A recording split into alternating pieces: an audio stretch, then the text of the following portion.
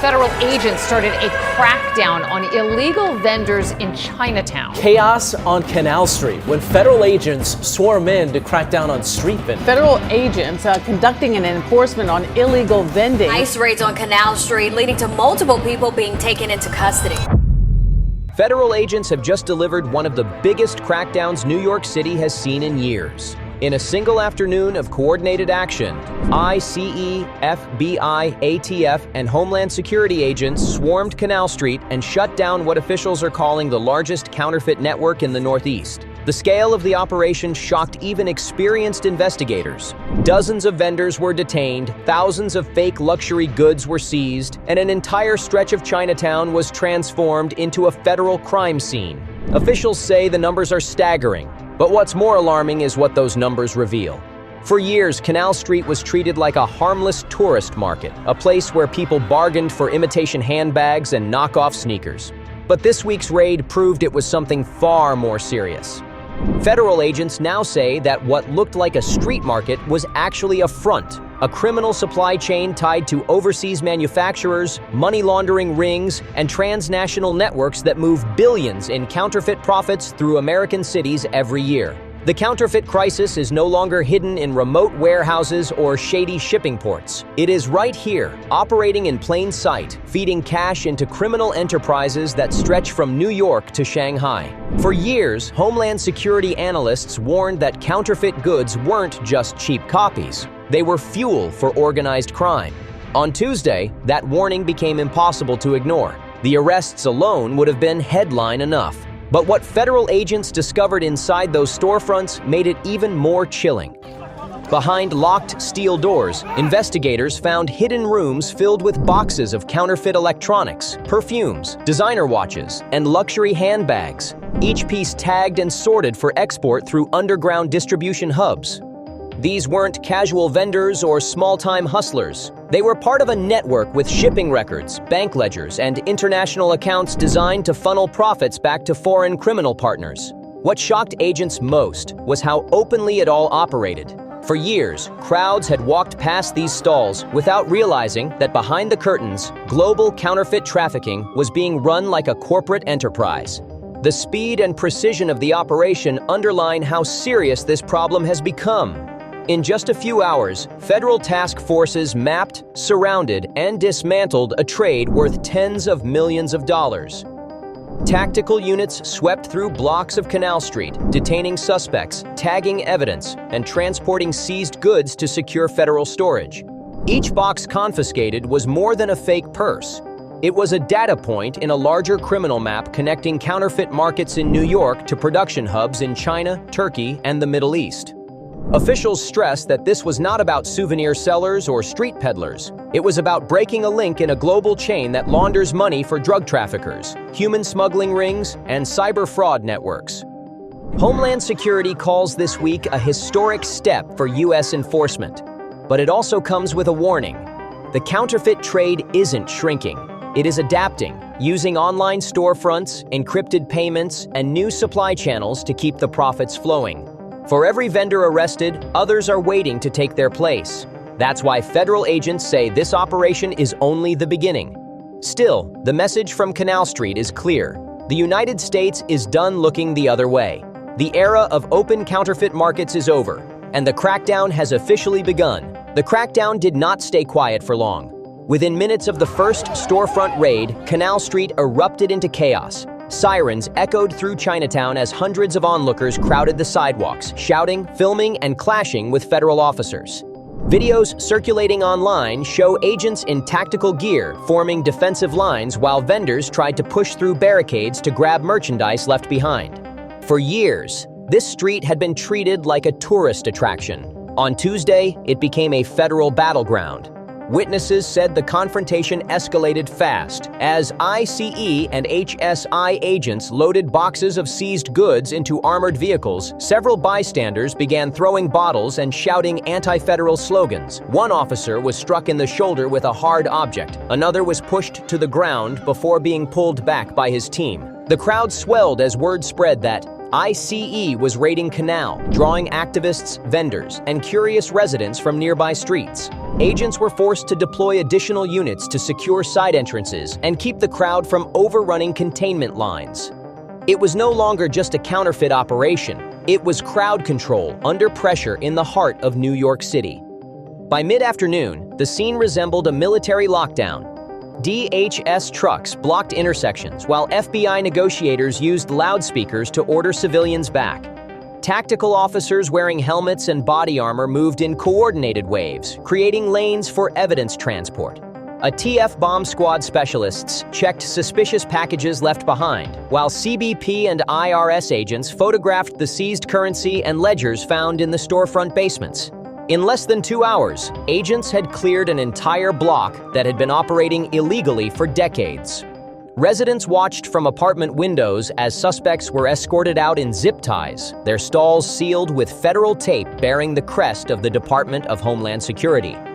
Officials later confirmed that multiple arrests were made, some for counterfeit trafficking, others for immigration violations and obstruction. Federal transport vehicles ferried detainees to 26 Federal Plaza, where ICE and FBI analysts began processing individuals for identity verification and background checks. According to early DHS data, several suspects possessed fake business licenses and counterfeit identification documents linked to foreign criminal networks. Investigators believe at least 3 of those arrested are mid-level distributors who helped move millions in goods between New York, Miami, and Los Angeles. The official statement from DHS was firm. Today's enforcement operation was targeted, lawful, and based on months of intelligence work, said Assistant Secretary Tricia McLaughlin. Our officers acted with restraint despite aggressive interference from hostile bystanders. The violence came from agitators, not law enforcement. Any assault on a federal officer will be prosecuted to the fullest extent. Her words were echoed by FBI Special Agent in Charge Robert Wells, who called the raid a necessary strike against criminal commerce that threatens both national security and consumer safety. The ATF issued its own bulletin confirming the seizure of several unregistered firearms from a basement safe, a discovery that underscored how far beyond fake merchandise the operation had reached.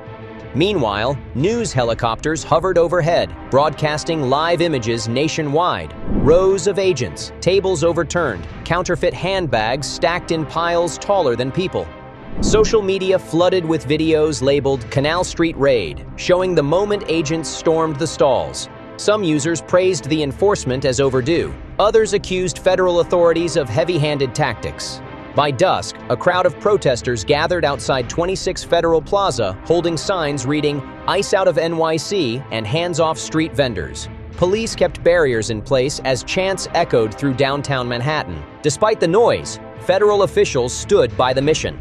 They emphasized that the operation did not target legitimate small businesses or lawful immigrants. It targeted organized crime hiding behind storefronts. DHS leaders said that every counterfeit item confiscated represented stolen labor, tax fraud, and exploitation. FBI analysts described Canal St as an underground economy built on deception, one that had finally reached its breaking point. As night fell, Canal St was silent for the first time in decades. Its lights off, its gates locked, its once familiar vendors gone. The message was unmistakable. The era of fake markets operating in daylight was over. What the public saw on Canal St was only part of the story. Behind the scenes, federal analysts had been tracking the counterfeit empire for over a year, building a case that reached far beyond the stalls of Manhattan. Intelligence briefings shared between ICE, HSI, FBI, and CBP revealed that the counterfeit network operating out of Canal St was not local or isolated. It was the U.S. branch of a global criminal infrastructure stretching from manufacturing hubs in Guangzhou, Shenzhen, and Hong Kong all the way to freight forwarding warehouses in California, Texas, and New Jersey. Agents say it was structured like a corporation: supply chains, middle managers, recruiters, and launderers. The raid was not just about shutting down fake handbags, it was about disrupting a billion-dollar criminal ecosystem. According to Homeland Security officials, the counterfeit goods seized in New York are part of a larger transnational pipeline that funds multiple forms of organized crime. Counterfeit profits move through shell companies, cross-border money couriers, and digital crypto wallets before being absorbed by overseas financiers. Federal intelligence suggests that those profits are later used to finance narcotics operations, human smuggling routes, and online identity theft rings. What most Americans see as harmless fake luxury goods, investigators say, are actually cash generators for syndicates that deal in far darker crimes. The same supply lines that delivered fake designer bags to Canal Street have also been used to move drugs, weapons, and victims across international borders. "Every fake watch or handbag you see," said one federal agent, "has a shadow trail, and that trail always leads to organized crime." Agents uncovered ledgers showing that vendors on Canal Street were collectively pushing millions of dollars in counterfeit goods each month, with profits divided among offshore suppliers. The money was laundered through New York shell corporations, then sent in bulk wire transfers to Asia disguised as wholesale textile payments. IRSCI investigators confirmed that several U.S. registered companies now under review had no employees, no offices, and no physical inventory, only banking records tied to high-volume counterfeit transactions. These findings, officials said, helped expose how foreign criminal groups exploit America's open market and urban commerce to fund global corruption. But perhaps the most alarming revelation came from intercepted communications between mid-level organizers. Translated text messages showed that counterfeit distributors had become increasingly bold, describing Canal Street as a safe zone due to limited local enforcement. They discussed plans to expand pop-up counterfeit hubs in Queens, Philadelphia, and Miami, areas with dense street markets and minimal oversight. That intelligence, according to officials, accelerated the federal decision to strike now. "If we had waited another month," said one Homeland Security supervisor, "they would have doubled their footprint.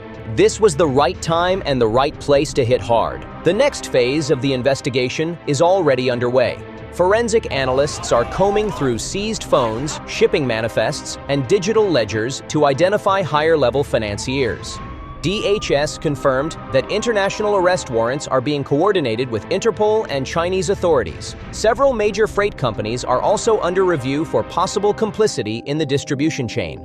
Federal prosecutors in the Southern District of New York are preparing conspiracy and money laundering indictments that could lead to some of the toughest counterfeit-related sentences in recent memory. Officials say Tuesday's raid represents a turning point in how the United States confronts organized counterfeiting. For decades, fake goods were dismissed as victimless crimes.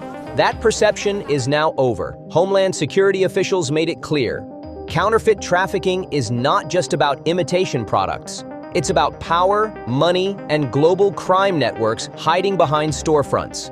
The Canal Street operation, they say, is the opening shot in a nationwide crackdown on black market commerce. More raids are already planned across Los Angeles, Chicago, and Houston. "What happened in New York is only the beginning," one agent said. "We've mapped the network. We know the routes. And this time, we're not stopping until every counterfeit corridor is shut down."